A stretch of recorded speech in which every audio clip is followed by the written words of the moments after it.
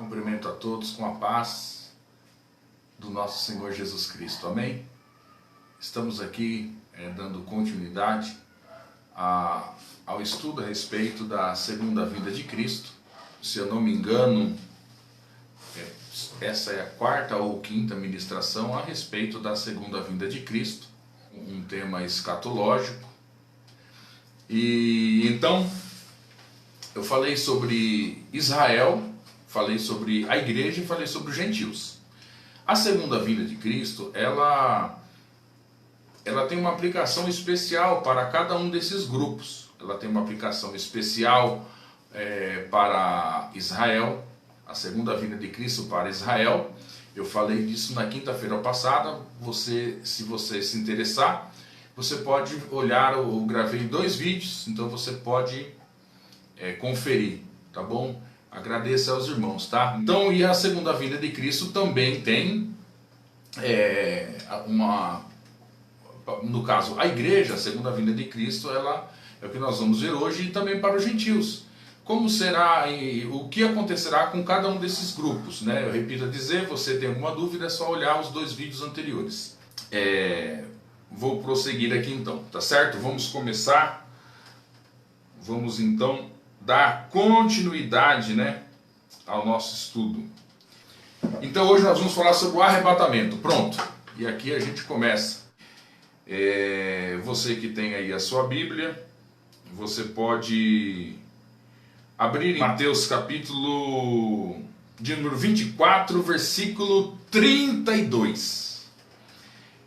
Mateus 24, 32. Aprendei, pois, da figueira a sua parábola. Quando já o seu ramo se torna tenro e brota folhas, sabei que está próximo o verão. E igualmente, quando virdes todas essas coisas, sabei que ele está próximo, mesmo às portas. Então veja só. Então Jesus aqui ele começa falando de uma parábola. Eu disse no vídeo passado, a parábola é a linguagem que Jesus usa para comunicar à igreja. A linguagem da igreja são as parábolas. E então aqui, ele se tratando da segunda vinda, a pergunta que fora feita a Jesus, no contexto aqui de Mateus 24, os discípulos perguntam a Jesus: Jesus, como será a tua vinda, o fim do mundo, os sinais da vinda?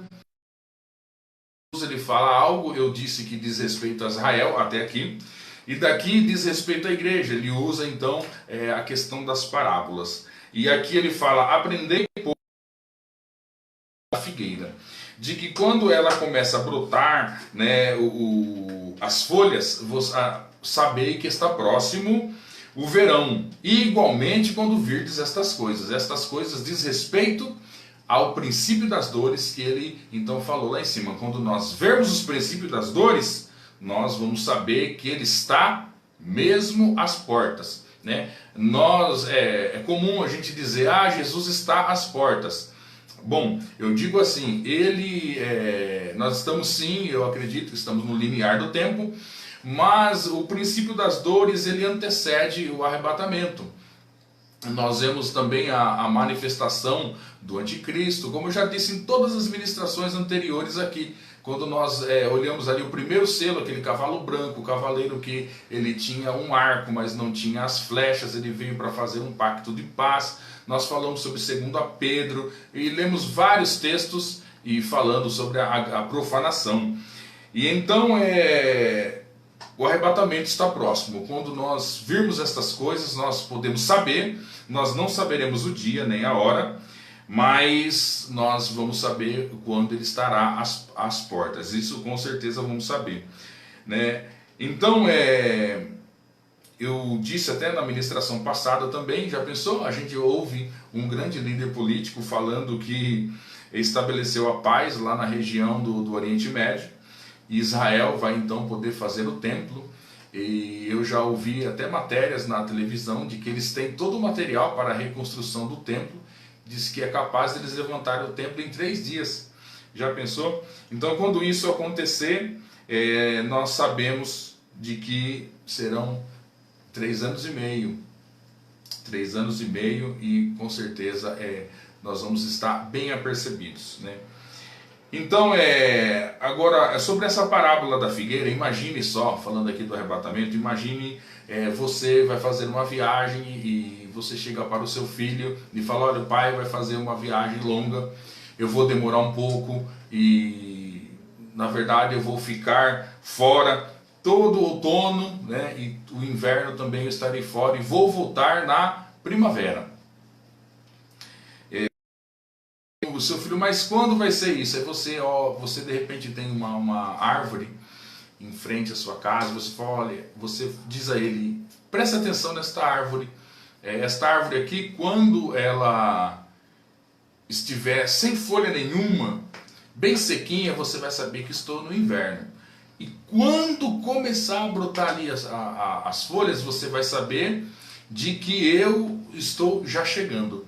Então, essa parábola da figueira é exatamente isso, né? Então, nós estamos aí de olho, né, a estes acontecimentos, ao princípio das dores, né? Então, vamos lá. E essa questão de um filho, né, esperando o seu pai, essa é uma questão, quando se fala sobre o arrebatamento, nós devemos ter isso no coração. Repare esse texto aqui, ó, 1 Coríntios capítulo 16, versículo 22. Se alguém não ama ao Senhor, seja anátema, Maranata. Mas qual a relação de Maranata com quem não ama o Senhor? É simples. Quando você ama alguém, você deseja estar perto dessa pessoa ou você deseja estar longe dessa pessoa? Se você fosse esse filhinho esperando o seu pai e você visse então aqueles ramos brotando, você ficaria feliz ou você ficaria triste? Com certeza você ficaria feliz. E se nós amamos a Deus, se nós servimos a Deus, um desejo natural do nosso coração seria estar junto a Ele. Por isso 1 Coríntios 16, versículo 22 diz, se alguém não ama o Senhor, seja anátema, Maranata. Nós amamos a Deus, queremos mais do que nunca estar junto dele. Então isso é algo natural do nosso coração, sobretudo da nossa compreensão em relação a Deus. Quanto mais compreensão nós temos acerca de Deus, o amor ele aumenta. Assim como o Pedro, que um dia negou a Jesus, e depois Jesus pergunta para ele, você me ama? Ele diz, eu te amo, tu sabes de todas as coisas, sabe que eu te amo. E Jesus diz algo, olha, antigamente você se trocava, você se vestia, você ia para onde você queria. Mas chegará um tempo em que outro te pegará pela mão e te levará onde tu não queiras, dizendo isso acerca da sua morte, como ele haveria de glorificá-lo. Então, aquele Pedro que uma vez negou Jesus ele disse que um dia ele iria glorificá-lo com a sua morte. E nós sabemos pela história de que Pedro ele foi também crucificado, porém ele foi crucificado de cabeça para baixo, porque ele dizia que eu não sou digno de morrer, de ter a morte que o meu Senhor teve. Então o amor ele pode crescer, e o amor ele deve crescer. O seu amor que você sente por Deus, ele é crescente, e a cada dia, quanto mais consciência nós ganhamos, nós temos de quem é Deus, de quem é Jesus, mais nós amamos a Ele, isso com certeza. E é por isso que Evangelho de João, capítulo 17, versículo 3, olha o que diz, a vida eterna é esta, que conheçam a Ti. O que é vida eterna? É conhecimento de Deus. Então, você que está nessa ministração, eu vou tomar aqui com certeza uns 40 minutos do seu tempo, 50, mas vale a pena. O seu conhecimento de Deus, ele com certeza irá aumentar. Então, se esforce aí, fica conosco e vai ser bênção. Tá bom? Então, olhando lá para Mateus 24, nós vamos ter então, em relação ao que diz respeito à igreja, nós temos conferir na sua Bíblia, vai falar de Noé, que foi o pregoeiro da justiça, né? Então depois vai falar sobre uma parábola do servo fiel e do servo infiel, vai falar sobre as 10 virgens e também sobre a parábola dos talentos. Então ali nós temos evidências de que falando da igreja, fala sobre o arrebatamento.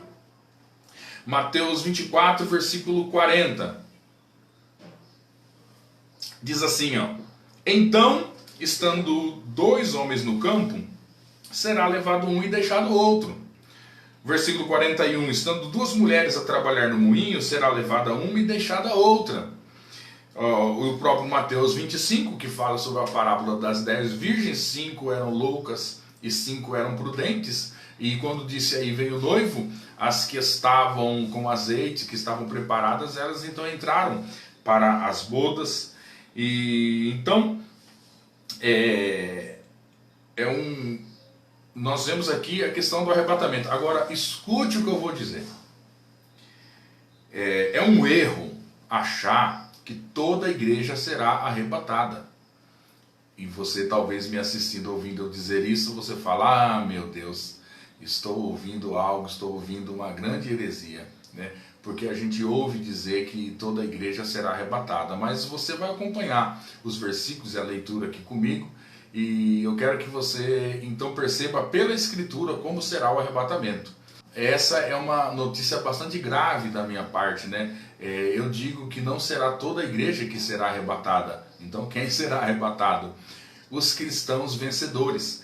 Quando você olha para o livro do Apocalipse, no capítulo 2 e capítulo 7, falando sobre a era da igreja, falando das 7 igrejas da Ásia, em todas as cartas você verá escrito ao que vencer, ao que vencer, né? O Espírito diz à igreja, mas é sempre dito ao que vencer, porque nem todos que estão na igreja, eles alcançarão a qualidade de uma maturidade cristã. Eles não serão primícias para Deus, e quando eu digo primícias para Deus, você entenderá no decorrer da ministração essa linguagem. Apocalipse capítulo 14 mostra como será a colheita da terra, e vai mostrar, trazendo uma figura das festas de Israel, do Antigo Testamento, que eram sombras, e então vai mostrar como que tem a colheita das primícias, depois a messe, que é quando a colheita toda está madura, e a vindima, que eram os frutos que ficavam caídos e que serão pisoteados. Então essa colheita da terra ela vem com as primícias, depois de um tempo, e eu digo que será a grande tribulação, que muitos da igreja passarão pela grande tribulação, no meu entendimento, para que o fruto venha a amadurecer, e então depois eles entrarão, né, no reino milenar, no final da grande tribulação, mas alguns da igreja, eles passarão sim pela grande tribulação, no meu entendimento. Mostrando aqui sobre os vencedores, repare algo comigo aqui, eu disse que será assim uma palavra de bastante exortação, essa que eu trarei nesta noite. E vamos começar aqui, ó. Apocalipse 2, versículo 7. Quem tem ouvidos, ouça o que o Espírito diz às igrejas. Ao que vencer, dar-lhe-ei a comer da árvore da vida, que está no paraíso de Deus. Quem tem ouvidos, ouça. Ó, isso no versículo 7, falando a uma igreja. Quem tem ouvidos, ouça. Então, olha o versículo 11. Quem tem ouvidos, ouça o que o Espírito diz às igrejas. O que vencer, de modo algum sofrerá o dano da segunda morte. Versículo 17. Quem tem ouvidos, ouça o que o Espírito diz às igrejas. Ao que vencer, darei do maná escondido, e lhe darei uma pedra branca, um novo nome. Versículo 26. Ao que vencer, ao que guardar as minhas obras até o fim, eu lhe darei autoridade sobre as nações. Apocalipse 3, ao versículo 5. O que vencer será vestido de veste branca, e de maneira nenhuma arriscarei o seu nome do livro da vida. Antes confessarei o nome diante de meu Pai e diante dos anjos. Apocalipse 3:10. Porquanto guardaste a palavra da minha perseverança, também eu te guardarei da hora da provação, que há de vir sobre o mundo inteiro para pôr à prova os que habitam sobre a terra. Versículo 11. Venho sem demora, guarda o que tens, para que ninguém tome a tua coroa. Versículo 12. Ao que vencer, eu farei coluna no templo do meu Deus, de onde jamais sairá. Escreverei sobre ele o nome do meu Deus. Versículo 21. Bom, enfim, aqui ao que vencer, ao que vencer. Glória a Deus. Ao que vencer. E tem algo aqui que diz assim: aquele que vencer, eles receberão como um galardão. Escute isso. Então o Espírito ele está falando à igreja. Agora, olhe com seus olhos a igreja que você se depara. Muitos que estão na igreja, eles não são crentes maduros. São servos de Deus, receberam a Cristo, são salvos, né? Maravilha, mas tem muitos que precisam amadurecer. Então, eles receberão como galardão a possibilidade de reinar com Cristo, né? Isso na qualidade de um galardão que o Espírito está falando às igrejas. O Espírito está falando, mas tem aquele que dá ouvido e tem aquele que não dá ouvido, mesmo sendo um cristão autêntico. Nós vemos esses níveis de crentes maduros e crentes que ainda não amadureceram.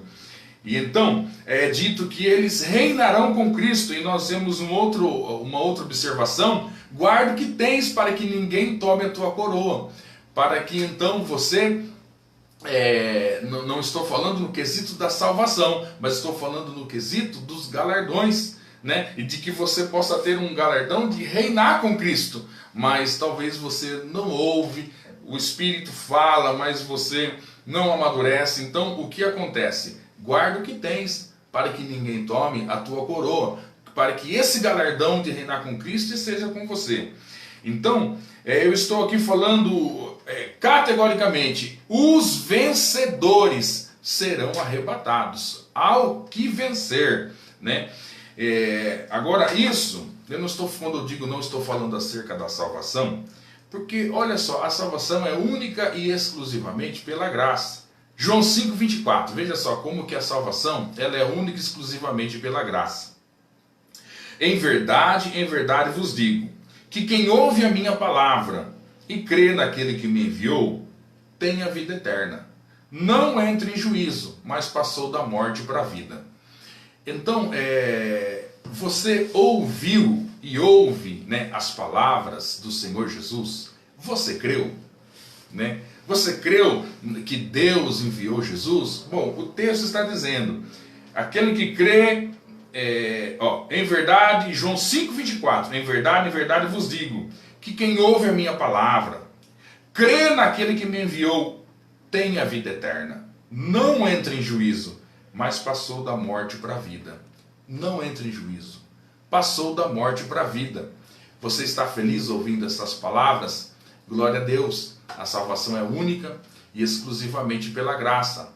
Eu costumo pregar esse texto e não despregá-lo, né?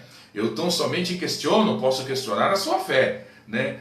Mas você crê mesmo na palavra? Se você crê, com certeza você deve obedecer. Se você crê, você deve temer a palavra. Isso com certeza eu posso questionar a sua fé, mas jamais eu vou questionar a salvação, que é única e exclusivamente pela graça. E você pode então ficar feliz no seu coração de que o Senhor te escolheu e de que Ele fez uma obra na sua vida. E você pode dizer: eu creio em Jesus Cristo, eu creio na palavra, eu creio que Deus enviou Jesus para morrer em meu lugar. E por conta dos pecados que você tinha, os pecados eles com certeza devem sim, nós temos que glorificar a Deus por uma verdade tão maravilhosa que é essa, né? O Evangelho, a palavra Evangelho, significa boa notícia, e essa é a boa notícia. A boa notícia é que você sim, por conta dos seus erros, dos seus pecados, a Bíblia fala que o salário do pecado, ele é a morte. Ou essa morte, no caso daquele que crê, ela foi uma morte substitutiva. Jesus morreu em seu lugar e o seu pecado não ficou sem punição, mas Jesus sofreu em seu lugar, para que ele então levou o seu pecado para entregar a você a justiça dele. Aleluia! Deus é maravilhoso. Ele é maravilhoso. Então eu não estou aqui falando de salvação, mas quando nós olhamos o galardão, a questão dos galardões, é outros 500, né? É outros 500. Então, veja só a colheita da terra descrita aqui no livro do Apocalipse, capítulo de número 14. Né? A terra ela será colhida em 3 momentos. de aqui em Apocalipse 14, está remontando as festas de Israel. Eles não celebravam a festa das primícias? E eles, que é a festa das primícias? Eles olhavam para a colheita e quando amadurecia os primeiros frutos, até ele tinha uma colheita. Aí então passava-se 50 dias, né? Que era, aí tinha a colheita. Então tinha a colheita das primícias, tinha a colheita da messe, que era toda a colheita, né? E ainda ficavam alguns caídos, e esses caídos aí, eles têm um motivo, por incrível que pareça, né? Não era só para o viajante, para o estrangeiro, né? Para as viúvas pegar, não. Você vai ver que em Apocalipse capítulo 14, aquilo que era figura na antiga aliança, como diz Hebreus capítulo 10, versículo 1, a lei era sombras de bens vindouros. Então, era uma sombra de uma realidade. Então, aquilo que era sombra, aquilo que era uma figura, aquilo que era uma representação, agora no Novo Testamento, nós encontramos a realidade daquilo que estava em sombras e figuras. E quando nós olhamos para a colheita da terra, essa colheita feita em primícia, que eram os primeiros frutos, aí esperava 50 dias, que era a festa do Pentecostes, né? E por isso Pentecoste vem de Penta, ou essa mesma festa chamada festa das semanas, porque eram 7 semanas, e 7 semanas, 7 vezes 7 é 49, mais o dia da primícia, então era 50, e também era chamada festa da colheita, né? Tudo isso festa da colheita, festa das semanas e Pentecostes é a mesma festa, é a mesma festa. Primícia, a colheita, e depois dessas festas aí tinha então as trombetas, né, para Israel. Mas veja só como que a colheita da terra ganha um significado espiritual no Novo Testamento. Acompanhe aqui comigo Apocalipse capítulo 14, versículo 1. E olhei, e eis o Cordeiro em pé sobre o monte Sião, e com ele 144.000 que traziam na fronte o nome dele e o nome do seu pai. Esses 144.000 do capítulo 14, vou fazer um parênteses aqui, né? Não são os mesmos 144.000 ali do capítulo 7. O capítulo 7 são selados 144.000, que é 12.000 vezes 12.000, 12 sendo o número de plenitude, eles se referem a uma plenitude de pessoas, não é um número exato, né? Está falando de uma certa quantidade de pessoas. No capítulo de número 7 do livro do Apocalipse, nós vemos ali de 144.000 com o selo de Deus. Aqui nós vemos o selo do Cordeiro e também o selo de Deus. E no 144.000 do capítulo 7 diz respeito a Israel. É só você ver ali que foram selados 12.000 de cada tribo de Israel. O texto está dizendo de quem são aqueles selados. Agora, estes aqui que aparecem de pé com o Cordeiro, por que eles estão no céu com o Cordeiro? Porque eles foram arrebatados. Então veja só, e eis o Cordeiro em pé sobre o monte Sião, estou no Apocalipse 14, versículo 1. Com ele 144.000 que traziam na fronte escrito o nome dele e o nome de seu pai. E ouvi uma voz do céu como a voz de muitas águas e como a voz de um grande trovão, e a voz que ouvi era como de arpistas que tocavam harpas. E cantavam um cântico novo diante do trono e diante dos 4 seres viventes, e dos anciãos. E ninguém podia aprender aquele cântico, senão os 144.000, aqueles que foram comprados da terra. Versículo 4. Estes são os que não se contaminaram com mulheres, porque são virgens. Estes são os que seguem o Cordeiro para onde quer que vá. Estes foram comprados dentre os homens para serem as primícias. Olha só. Então, estes são as primícias. Mas, Ricardo, por que eles cantam um cântico que só eles podem cantar? Cântico na Bíblia, os salmos na Bíblia, eles são experiências. Você pode olhar cada salmo, diz respeito a uma vivência, né, do salmista. Então, por que só eles podem cantar? Porque só eles passaram o que passaram. Veja só, eles seguem o Cordeiro para onde quer que vá. Está se referindo ao discipulado, de que existem muitos crentes na igreja, são salvos, glória a Deus, como eu disse, mas eles não são discípulos. Por quê? Porque são desobedientes. Eles são...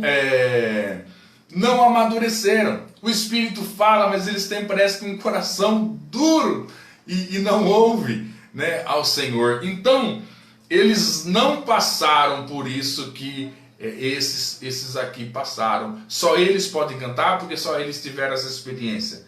Aí eles são virgens.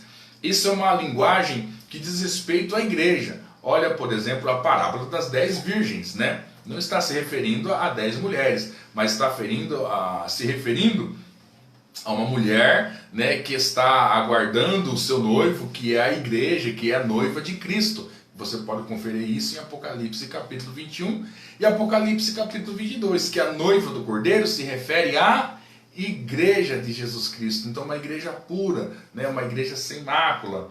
Então, estes que são da igreja, estes que são discípulos, estes são primícias para Deus. Só eles podem cantar aquele cântico, né? Porque eles passaram aquilo que passaram. Então, estes foram comprados da terra, no versículo número 4, como primícias para Deus. Agora confere aqui comigo o versículo de número 14. Olha se não está remontando as festas de Israel. Eu olhei e eis uma nuvem branca, e assentado sobre a nuvem, um semelhante ao Filho do Homem, que tinha sobre a cabeça uma coroa de ouro, e na sua mão uma foice afiada. E o outro anjo saiu do santuário clamando com grande voz ao que estava sentado sobre a nuvem: lança a tua foice e ceifa, porque é chegado a hora de ceifar, porque já a seara da terra está madura. Então temos a colheita das primícias, e eu já falei quem são as primícias. Nós temos a colheita da terra, que é a messe, que é o fruto que amadureceu depois. E nós temos aqui, Apocalipse 14, versículo 17. Ainda outro anjo saiu do santuário que está no céu, que também tinha uma foice afiada. Olha, a colheita continua.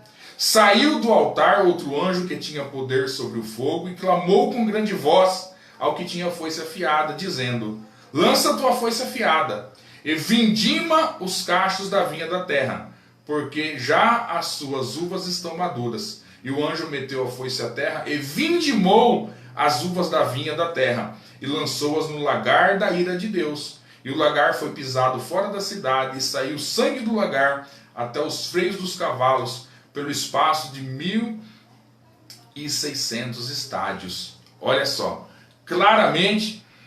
Então, veja só, agora vamos ver isso no Antigo Testamento. Veja só, Levítico 23, 10. Fala aos filhos de Israel: quando houverdes entrado na terra que eu vos dou e cegardes a sua cega, então trareis ao sacerdote o molho das primícias da sua cega, e ele moverá o molho ao Senhor, para que sejais aceitos no dia seguinte ao sábado. Levítico 23, versículo 10 e 11. Então aqui veja que eles tinham que celebrar as primícias, e eles pregavam um molho, um feixe de trigo, e eles levantavam aquele feixe de trigo. Isso é oferta alçada, né? O que é uma oferta alçada? Olha, era uma oferta que se movia, que alçava ela para Deus. Então, esta oferta aqui, essa primícia entregue a Deus simbolicamente pelo gesto de levantar, se refere no Novo Testamento àqueles os primeiros, os que serão arrebatados. Levítico 23, versículo 15. Contareis para vós desde o dia do sábado, isto é, desde o dia em que houverdes trazido o molho da oferta de movimento, 7 semanas inteiras. 7 vezes 7 é 49, aí vai celebrar o Pentecoste, a colheita, né? E versículo 22, quando fizeres a tua cega, a colheita, olha só, não cegarás totalmente os cantos do teu campo, nem colherás as espigas caídas da tua cega, para o pobre e para o estrangeiro deixará, eu sou o Senhor. E esses que sobrou aqui, não pega os cantos, não pega as espigas caídas, então eles serão a vindima lá no livro do Apocalipse. Olha que coisa, então nós temos as primícias, nós temos a colheita de toda a terra, e nós temos também a vindima, né? Aqueles que não foram ceifados nem como primícias, eles não foram ceifados nem como um fruto que amadureceu mais tarde, eles serão deixados para ser pisados no lagar da ira de Deus, infelizmente. Infelizmente. Agora veja só, olhando para isso, eu estou aqui dizendo que quem será arrebatado serão os cristãos vencedores. Aquele que vencer, eles receberão como galardão, né? Eles reinarão com Cristo, né? Eles reinarão com Cristo no reino milenar. Olha, veja só, como eu disse que em Lucas capítulo 25, começa a falar sobre o arrebatamento, se dirigindo à igreja. Mateus 25, versículo 1. Então o reino do céu será semelhante a 10 virgens, que tomando as suas lâmpadas saíram em contra do noivo. 5 delas eram insensatas, 5 prudentes. Ora, as insensatas, tomando as lâmpadas, não levaram azeite consigo. As prudentes, porém, levaram azeite em suas vasilhas, juntamente com as lâmpadas. Então, o que nós vemos aqui, escute, é que nós, eu antigamente olhava na Bíblia, eu só via céu e inferno. Mas eu comecei a atentar para algo. Primeiro, todas são virgens. E a virgem, ela tem o simbolismo da igreja. Nós estamos falando da igreja. João 5,24. Aquele que creu, passou da morte para a vida, não entra em juízo. Aqui eu vejo claramente que em Mateus 25, eu não vejo salvação e inferno. Eu vejo que algumas estavam preparadas e outras ficaram de fora e não estavam preparadas. E terão talvez até o reino milenar para passar por uma disciplina. Então, veja só, e o que acontece aqui é que umas tinham azeite nas suas lâmpadas e as outras não tinham azeite na lâmpada. Agora, o que significa isso? Mateus capítulo 5 e o versículo 14 vai dizer que a lâmpada, essa luz na lâmpada, esse azeite, na lamparina, significa as obras. As obras. Mas, Ricardo, a salvação é pelas obras? Não, a salvação é única e exclusivamente pela graça. Só você ler Efésios capítulo 2, versículo 8 e 9.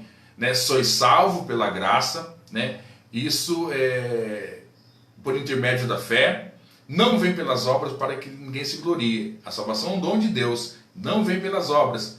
Mas e essa questão das obras? As obras dizem respeito ao galardão.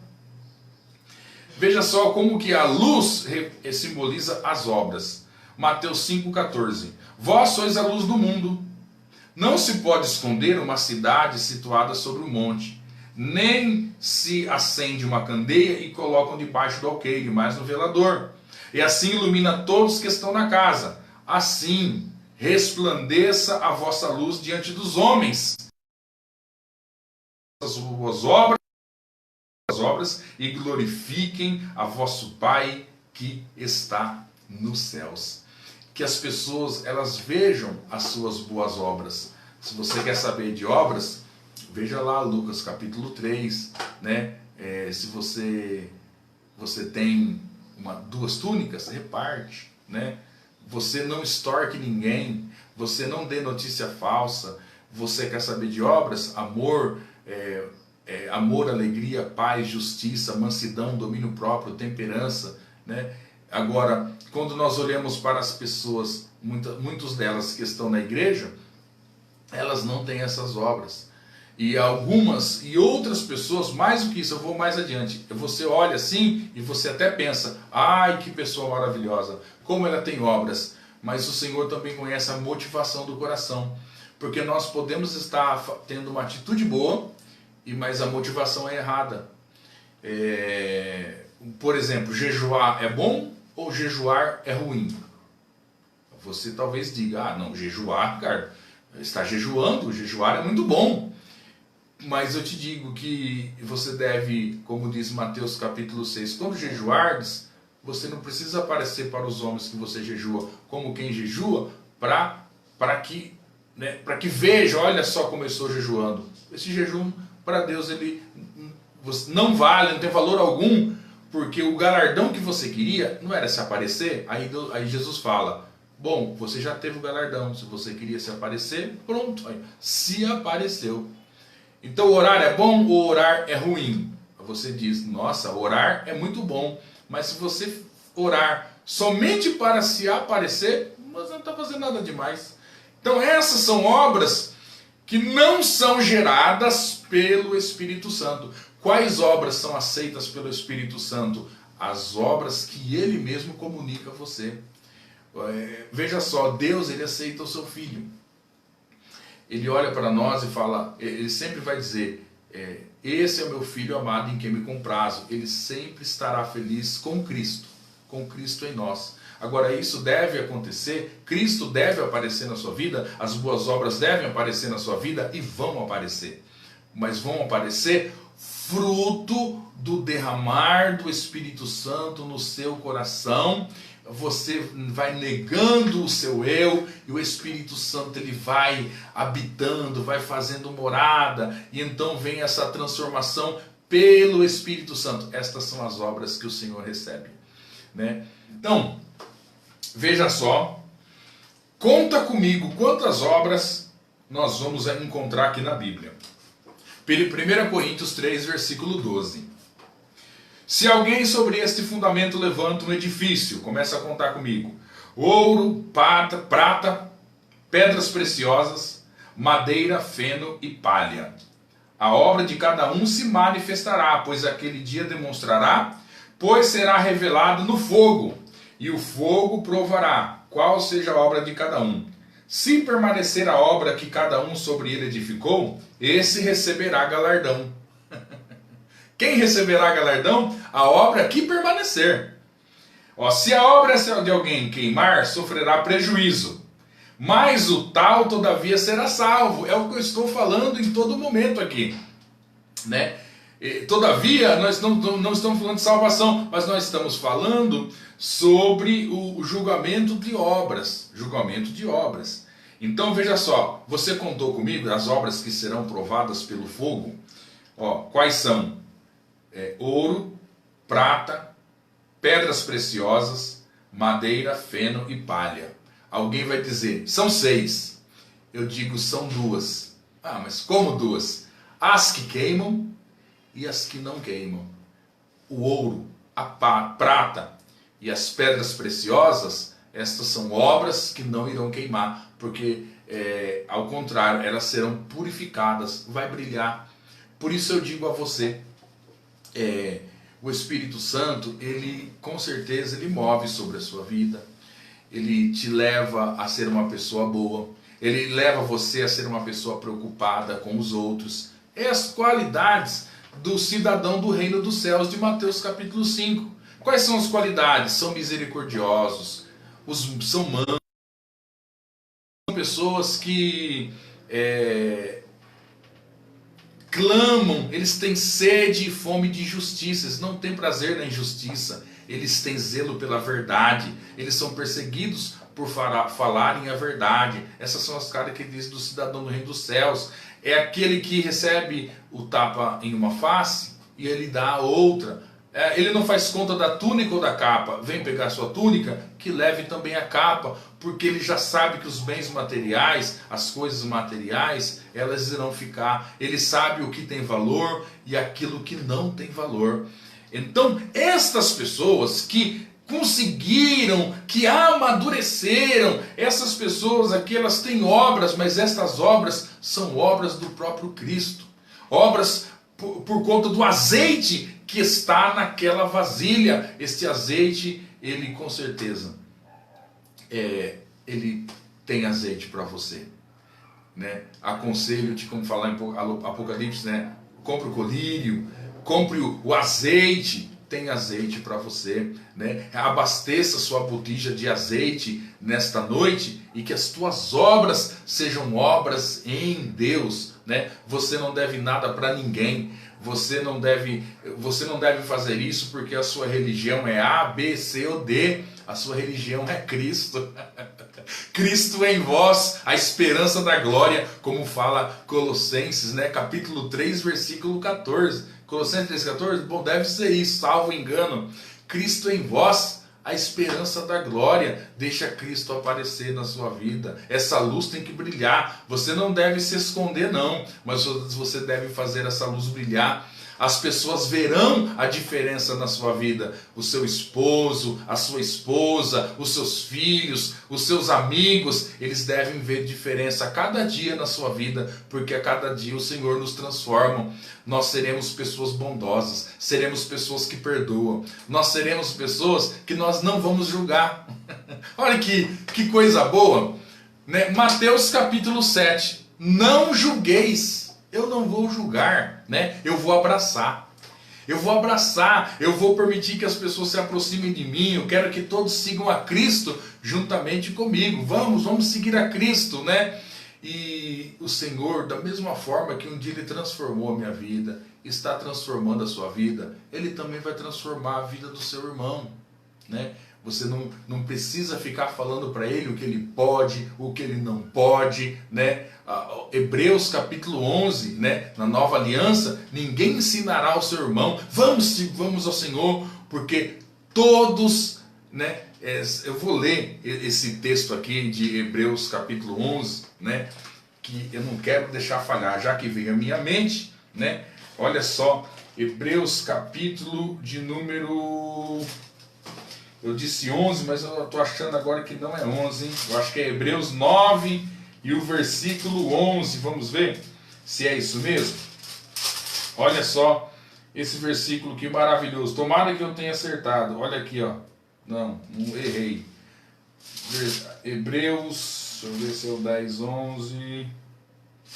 Ah, que pena, eu esqueci onde está este versículo que eu disse que na nova aliança... Se alguém lembrar aí, coloca nos comentários aí.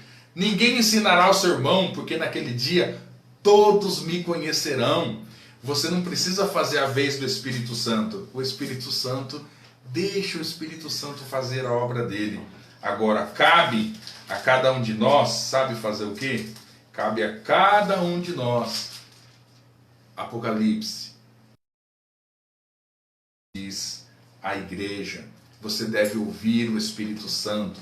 Você deve ser uma terra fértil para o Espírito Santo. Tá certo? Mas o Espírito Santo, ele faz a obra. Vamos prosseguir aqui então. Então veja só, eu estou falando sobre as motivações do nosso coração.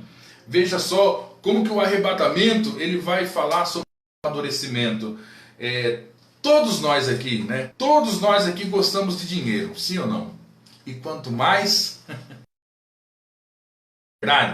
nós gostamos de dinheiro. Então, mas olha só, Mateus 25, versículo 14. Porque é assim, como um homem que se ausentando-se do país, chamou seus servos e lhe entregou seus bens. A um deu 5 talentos. Olha só. E a outro deu 4. E a outro deu 2. E a outro 1. E cada um segundo a sua capacidade, e seguiu viagem. Sabe o que é talento aqui?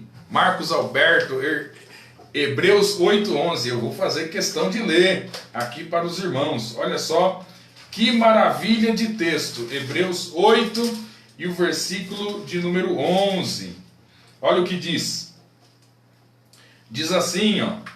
E não ensinará cada um ao seu próximo, nem cada um ao seu irmão, dizendo: conhece o Senhor, porque todos me conhecerão, do menor deles até o maior. Olha o versículo anterior que diz, ó, porque esta é a aliança que ordenei à casa de Israel depois daqueles dias, diz o Senhor, Porei as minhas leis no entendimento deles, e no coração deles as escreverei. Eu lhes serei por Deus, e eles serão meu povo. Não ensinará a cada um ao seu próximo, nem a cada um ao seu irmão, dizendo: conhece o Senhor, porque todos me conhecerão.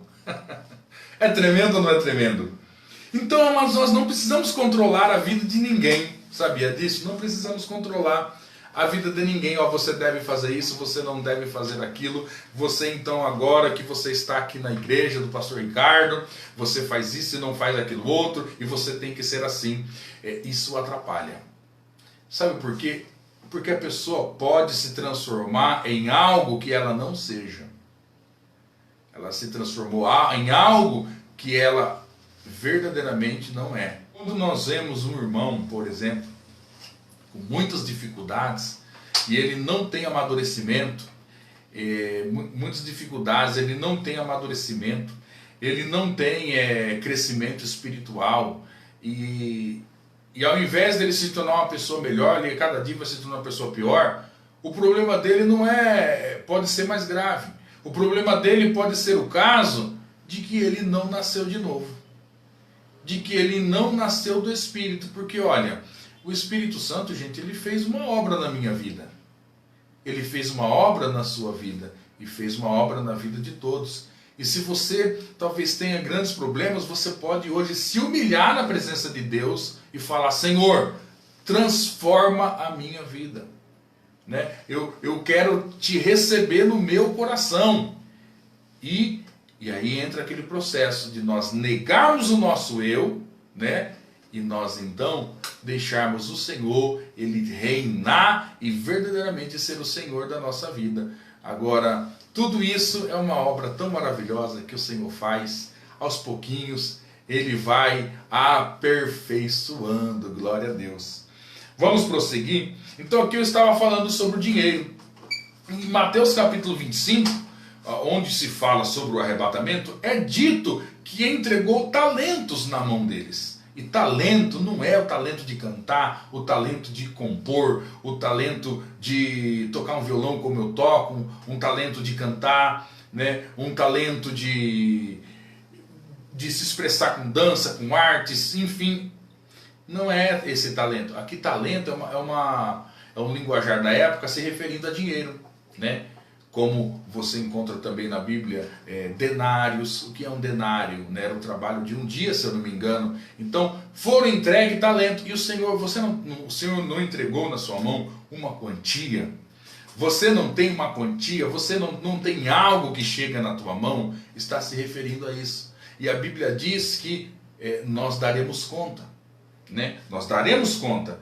Agora, eu quero dizer algo a você. Existem pessoas que elas só conseguem fazer as coisas debaixo de açoite. E não é assim que Deus trabalha. A obra de Deus é no Espírito. Tem pessoas que eu vou aqui entrar um assunto, por exemplo, ofertas na igreja. Tem pessoas que só ofertam, sabe por que elas ofertam? Elas ofertam porque elas têm medo, né, do que pode acontecer se por acaso elas não ofertarem a Deus. Veja só, e ainda usam um texto, esse texto aqui, ó, de Malaquias 3:9. Olha o que diz: vós sois amaldiçoados com a maldição, porque a mim me roubais, sim, vós toda a nação. Então, vós sois amaldiçoados com maldição, porque vocês estão roubando a mim. Agora veja só, vamos comparar esse texto da Antiga Aliança com Gálatas 3:13 na Nova Aliança, que diz: Cristo nos resgatou da maldição da lei. Poxa, então o texto está dizendo: vocês são amaldiçoados, porque no caso aqui eles não estavam entregando o dízimo. Mas Gálatas 3:13 diz assim, ó: Cristo nos resgatou da maldição da lei. Isso porque a lei de Moisés, ela tinha essa característica de que se você obedecia, então você tinha bênção. Se você desobedecia, você tinha maldição. E vem o livro de Gálatas dizendo: Cristo nos resgatou da maldição da lei. Bom, aí o que acontece? Alguém ouve isso, fala assim: nossa, rapaz, então não tem gafanhoto? Aí eu digo: não tem gafanhoto. Mas não tem o cortador, o migrador? Não tem. E o saco furado? Não tem. Cristo, ele te resgatou das maldições da lei. Aí sabe o desavisado, o que acontece com ele? Ele faz o seguinte: ah, que maravilha, nunca mais eu dou R$ 1 na igreja. Não entendeu nada. Não entendeu nada, né? A questão é que tudo é de Deus. Ele entregou os talentos na nossa mão. Agora, veja só, o que eu vou fazer? Você precisa aprender a fazer as coisas por amor. Nós precisamos fazer as coisas pelo amor. Ah, mas maldição? Não, não tem maldição. Ah, então não dou mais nada? Não. Agora, cada centavo, cada dízimo, cada oferta que você entregar na casa do Senhor, não será por conta de medo. Ah, eu vou fazer por causa disso ou daquilo. Não. Você o fará, e se fizer, né, com certeza você fará, porque você tem um coração que ama a Deus. Simplesmente isso. Então, quando nos tira a obrigação de fazer, né, quando a lei é removida, né, significa que não precisamos fazer? Não. Significa que todos nós sabemos, né, no caso, quem é membro aqui, estou falando especificamente aos membros, né, que congregam comigo, nós temos sim um dever espiritual, temos, né, sabemos que temos compromissos de N compromissos, né, mas eu prezo a isso, que se for fazer, faça com o coração, não faça por medo, porque o Senhor te resgatou das maldições da lei. Então, faça como? Olha um exemplo no Novo Testamento, em 2 Coríntios 8, e o versículo de número 3. Porque dou-lhes testemunho de que, segundo as suas posses, eles davam de acordo com o que tinham, e ainda acima das suas posses, deram voluntariamente. Ah, mas como isso? Eles deram voluntariamente. E os apóstolos, então, eles não trouxeram todo aquele arcabouço da lei, não. Eles comunicaram uma necessidade, e as pessoas aqui, eles deram conforme o que tinha, e alguns acima do, e eles deram voluntariamente. Então, som do seu coração, as obras, elas precisam ser frutos do agir do Espírito Santo de Deus em nossos corações. Não é possível que a gente venha a ser pessoas mesquinhas, jamais, né? O arrebatamento, ele vem levar aqueles que venceram, né? As 10 virgens, elas tinham ali as suas lâmpadas, não tinham azeite. E o que significa o azeite? Mateus capítulo 5, são obras, né? Que as vossas obras, todos vejam as vossas obras, que os teus filhos vejam as suas obras, que as pessoas à sua volta vejam. Não se pode esconder uma cidade no monte. Que você, nesta noite, tenha um coração totalmente desprendido e sabe que aquilo que Deus te deu, Ele te deu para você repartir, né? Repartir ao seu próximo, repartir com aquele que precisa, né? Há um motivo de nós termos mais do que nós precisamos, e esse motivo é o próximo. Amém? Glória a Deus. Vamos prosseguir aqui. Glória a Deus. Aí, o que acontece? O arrebatamento vem levar aqueles que venceram. Para os que ficarem, aí veja só, para os que ficarem, né, no arrebatamento, os da igreja que ficaram no arrebatamento, a grande tribulação, ela servirá como uma estufa para amadurecer o fruto que nesta dispensação aqui não amadureceu, não teve maturidade para amadurecer. Então, ninguém estará preocupado, por exemplo, na grande tribulação, ninguém estará preocupado com o culto de prosperidade. Por exemplo, ninguém estará preocupado.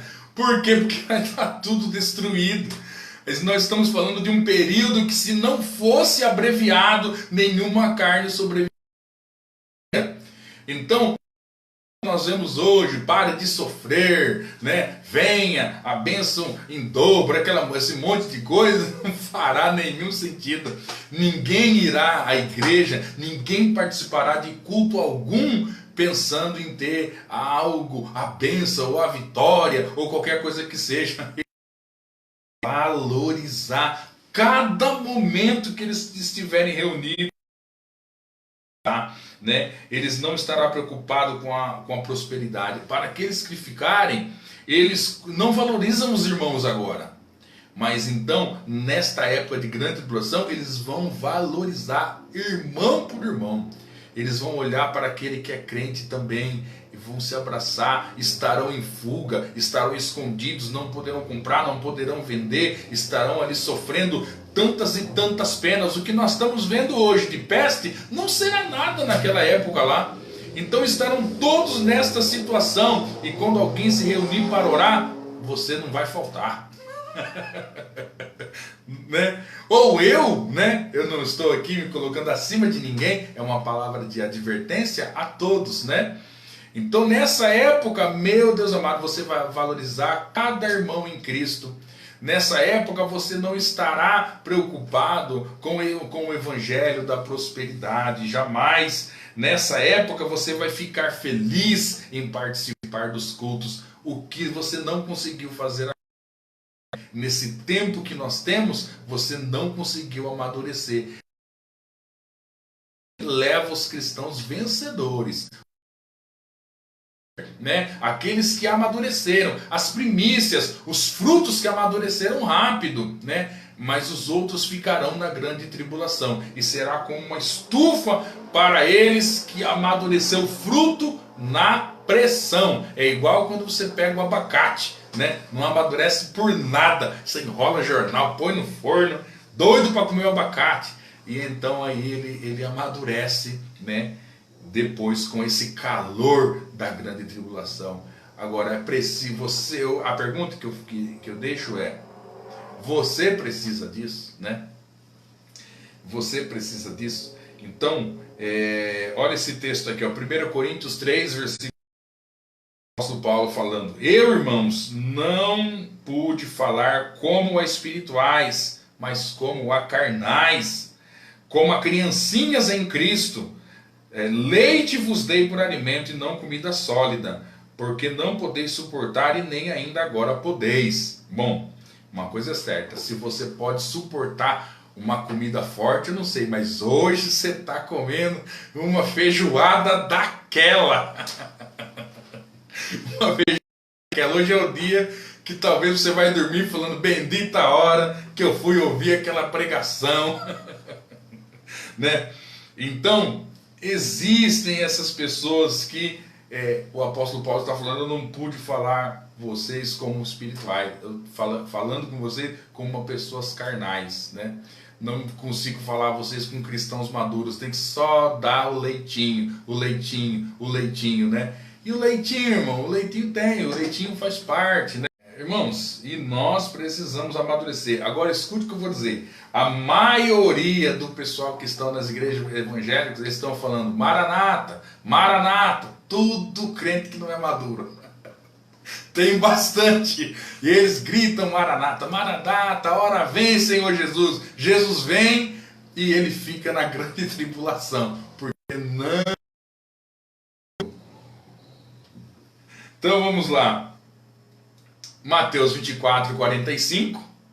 Quem é, pois, o servo prudente que o Senhor sais para a tempo dar-lhes o sustento?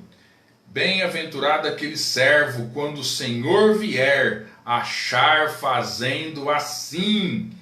Em verdade vos digo que o porá sobre todos os seus bens.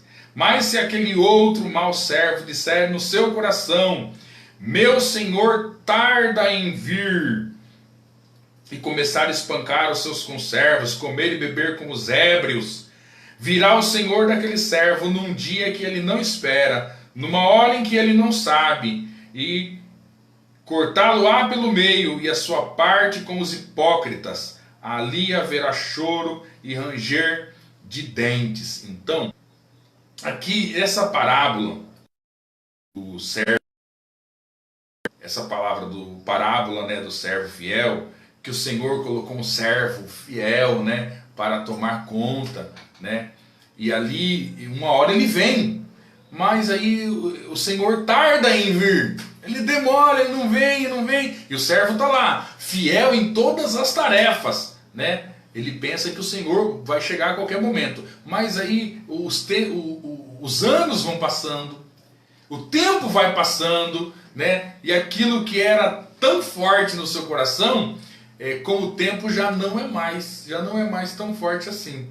E então o compromisso que ele tinha, a vontade que ele tinha, a disposição que ele tinha, ele era um servo muito, muito fiel a Deus. Mas é o tempo, irmãos, o tempo. E aí esse servo disse assim: o meu senhor tarda em vir. E aí o que ele começou a fazer? Ele começou a espancar os seus conservos. Ele começou a fazer tudo que não era para fazer, né? E infelizmente nós vemos essa realidade, né? E esses altos e baixos na vida, né, de pessoas. Então a questão é que a espera faz que muitos deixem de servir. Você não vai ser um deles, em nome de Jesus. Eu estou aqui incentivando você que, mas o Senhor demora, o Senhor tarda em vir. Não tem problema. Mas quando Ele voltar, que Ele ache você servindo, que Ele encontre você em obediência, em adoração, como um grande servo de Deus. Olha só esse texto aqui, ó, de Êxodo, capítulo 32, versículo 1. Mas o povo, vendo que Moisés tardava em descer, acercou-se de Arão e lhe disse: levanta-nos e faze deuses que vá diante de nós, porque esse Moisés que nos tirou da terra do Egito, não sabemos o que lhe aconteceu. Então aqui Moisés, ele subiu o monte, ele demorava em vir. Aqui o povo diz assim, esse Moisés não vem, tarda em vir. É um símbolo de Cristo, esse Moisés que subiu e prometendo que iria voltar. É uma tipologia da vinda de Jesus Cristo. Mas essa demora, eles por fim levantaram um bezerro de ouro, objeto feito pela mão do homem, para que eles pudessem adorar. Então a espera, nós estamos esperando esse arrebatamento, né? Agora eu digo para você, ore a Deus, tenha mais compromisso com Deus, né? Por quê? Porque o arrebatamento vem. O arrebatamento vem. E ainda que o arrebatamento não venha, né? O arrebatamento ele pode ser para nós, né? Nós não sabemos o dia de amanhã. Não, ninguém que pode dizer que amanhã vai estar vivo, né? E aí as nossas obras, elas serão julgadas por aquilo que nós fizemos, né? E podemos não ter o galardão, né? Eu já falei a questão da salvação, né? Mas aqui entrei na parte de galardão. Podemos não ter o galardão, né? Você vai com certeza ressuscitará, vai aparecer perante o tribunal de Cristo, não para que você seja julgado conforme a salvação, mas as tuas obras, né? Agora, eu não sei o que acontece. Tem pessoas que elas dizem assim: com certeza eu não vou ser uma primícia. Com certeza eu não vou ser, seu arrebatamento, eu acho que eu não vou ser um dos que são arrebatados, não. Eu vou fazer parte da messe. Você não sabe o que você está falando. Você não sabe o que você está falando. Você está falando bobeira, né? Olha só, Mateus 25, versículo 19. Ora, depois de muito tempo veio o Senhor daqueles servos e fez conta com eles. E atemorizado fui, ao versículo 25, esconder na terra o seu talento, e aqui tens o que é teu. Então imagine, isso aqui foi essa palavra falando o seu nome, né? Venha cá, venha prestar contas. E aí você fala: olha, eu escondi, eu enterrei o talento está aqui, entendeu? Você não sabe o que você está dizendo. Então, não é tempo. Eu acredito que Deus nos escolheu, Deus te escolheu, né? A todos quantos estão me ouvindo aqui, porque Deus, ele com certeza tem uma obra tão grande para você em relação ao galardão. Porque lá é que está a recompensa. Lá está a nossa recompensa de nós termos o galardão de podermos reinar com Cristo, né? E então, vamos prosseguir. Olhando para o texto novamente, né, de Mateus 24, 25, que é a nossa base aqui. Noé e a sua família vai entrar na arca, né? Está lá em Mateus 24, versículo 37. Então esse Noé e a sua família também é um símbolo do arrebatamento, né? E aqueles que ficaram no dilúvio, né? Vem o dilúvio, mas Noé e sua família, eles entraram na arca. Mateus capítulo 24, versículo 37 diz assim, ó: pois como foi nos dias de Noé, assim também será a vinda do Filho do Homem. Porquanto assim como nos dias anteriores ao dilúvio, comiam, bebiam, casavam-se, davam-se em casamento, até o dia em que Noé entrou na arca, e não perceberam até que veio o dilúvio, levou a todos. Assim também será a vinda do Filho do Homem. Então, ao versículo 40, estando 2 homens no campo, será levado um, deixado o outro. Mas isso por quê? Porque talvez você trabalhe com alguém que é cristão. Então tá lá, você que é um cristão, o outro irmão também é um cristão, mas por conta do arrebatamento, pode ser que ele vá e você não. Aqui, ó, continua falando, 2 mulheres a trabalhar no moinho, uma será levada, a outra será deixada. Nós podemos pegar um exemplo de um casal, né? Você que está ouvindo essa mensagem aí com o seu cônjuge, olha para ele, né? Fala para o irmão que está do seu lado. Você vai ou você não vai, né? Será que você vai e ele fica, ou ele vai e você fica, né? Amados, bom é que todos nós possamos, né, estar diante do Senhor. Glória a Deus, como família.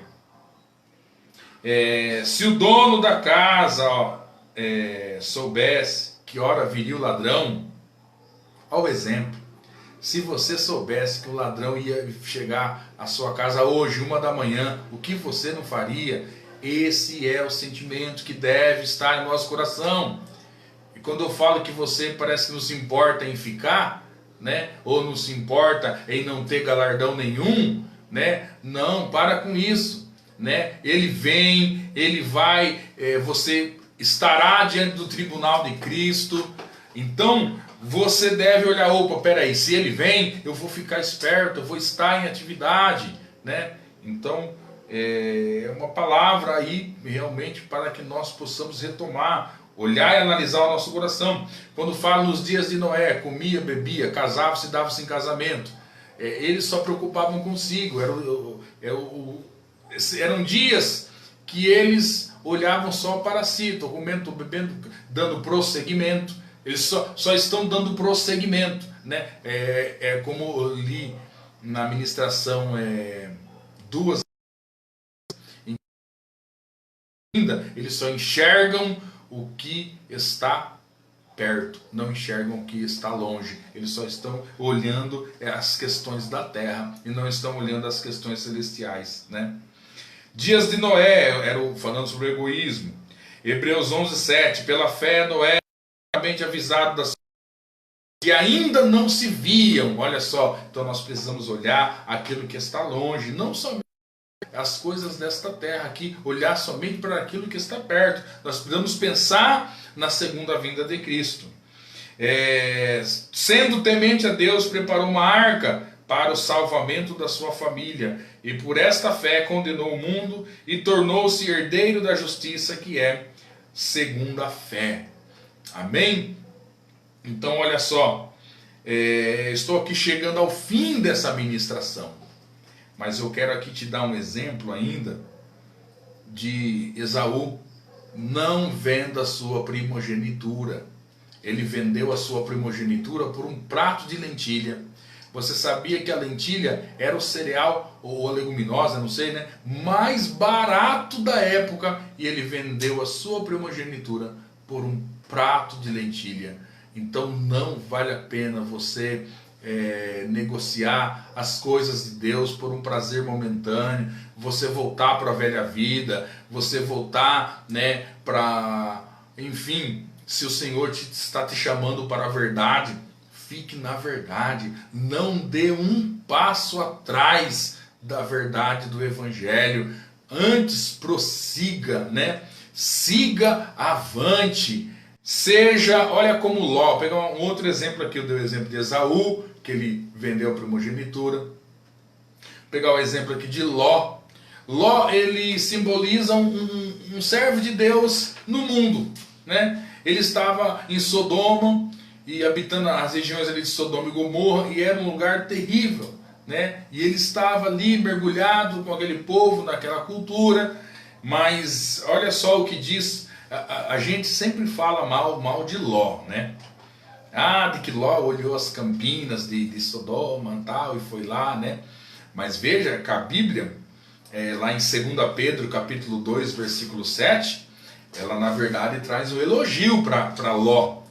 Olha só, diz assim, 2 Pedro 2, 7. E se livrou ao justo Ló, atribulado pela vida dissoluta daqueles perversos.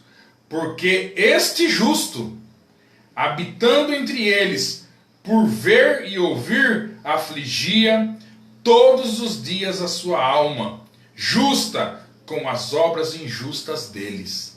Então, ele estava num mundo tão perverso, tão pecaminoso, mas a atitude dele, ele se afligia com aquilo.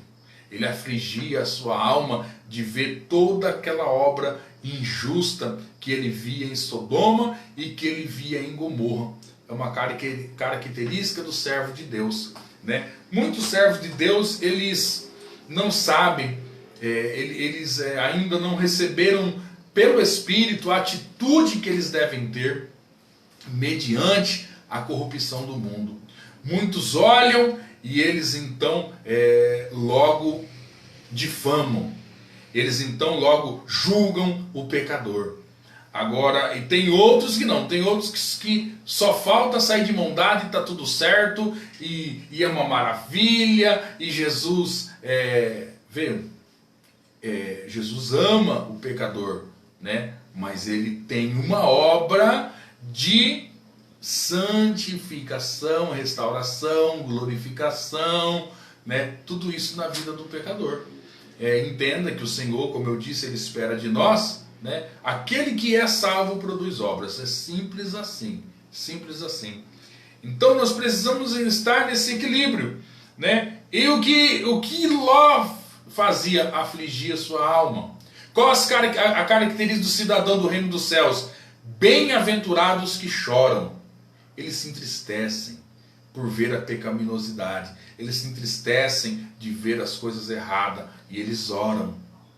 Olha só, por exemplo, você vai ver claramente Jesus, quando ele estava lá junto com Lázaro e todos ali, e Jesus falando que vai ressuscitar e ninguém acreditava. Aí Jesus chorou. Agora, por que Jesus chorou? Será que Jesus chorou porque Lázaro estava morto? Claro que não. Ele sabia que Lázaro iria ressuscitar. Ele chorou por ver, né? Ele chorou não pelo morto, mas ele chorou pelos vivos. Ele chorou por ver a que situação estava. E essa deve ser a atitude, porque a Bíblia diz assim: bem-aventurados que choram, pois eles serão consolados. Glória a Deus. Então nós estamos no mundo? Estamos, mas nós estamos aqui na qualidade de justo, pelo menos éramos para estar, né? Lucas 17, versículo 32. Olha que versículo curtinho, bom para a gente encerrar. Lembrai-vos da mulher de Ló. Lembrai-vos da mulher de Ló. E que ela olhou para trás e se transformou numa estátua de sal. Podia ser uma estátua de gesso, uma estátua de ferro, podia ser uma estátua de concreto, mas a Bíblia diz estátua de sal. Por que uma estátua de sal? Mateus 5,13, vós sois o sal da terra, né? E se o sal se tornar insípido, para nada mais presta, a não ser a ser pisado pelos homens. Amém? Glória a Deus. Daqui a pouco a gente vai orar. A ministração chegou ao fim. Espero ter aí cooperado, né? falando acerca da vinda do Senhor, cooperado aí com os irmãos, né? E espero que você tenha entendido a questão da primícia, da colheita, da vindima, né? E você fica aí acompanhando, acompanha as que já foram, tá bom? Eu quero orar, vamos orar em nome de Jesus. Pai, em nome de Jesus eu oro, abençoo cada vida, cada família, cada irmão que esteve aqui ouvindo essa ministração. Oro, ó Deus amado, que o Senhor possa nos ajudar, que o Teu Espírito, ó Deus querido, possa ser derramado abundantemente em nossos corações, que nós possamos produzir as obras, ó Pai amado, mas obras estas movidas, ó Deus querido, pelo azeite, pelo óleo, pelo verdadeiro óleo que é o Espírito Santo, que desceu sobre a cabeça de Arão e sobre todo o corpo, simbolizando que esta unção está sobre Cristo e sobre a igreja, e nós estamos debaixo desta unção, ó Pai, e que nós possamos, ó Deus amado, sermos pessoas diferentes, ó Pai, que possamos a partir de hoje sermos, ó Pai, darmos uma retomada na nossa vida espiritual e nós sermos achados como servos fiéis, ó Deus amado, e que quando o Senhor voltar, o Senhor possa nos ver trabalhando, o Senhor possa nos ver empenhado nas coisas do Senhor, ó Pai. Abençoe cada vida, cada família, em nome de Jesus, ó Deus. Amém, amém. Deus abençoe a todos os irmãos. Amém. Glória a Deus.